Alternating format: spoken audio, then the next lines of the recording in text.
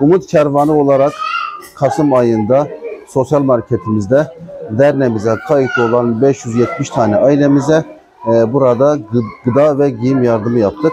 Rabbim tüm hayırsever kardeşlerimizden razı olsun. Allah nasip ederse yardımlarımız 2025 yılın sonunda ve 2026 yılında da devam edecek. Tüm hayırsever kardeşlerimizden desteklerini bekliyoruz.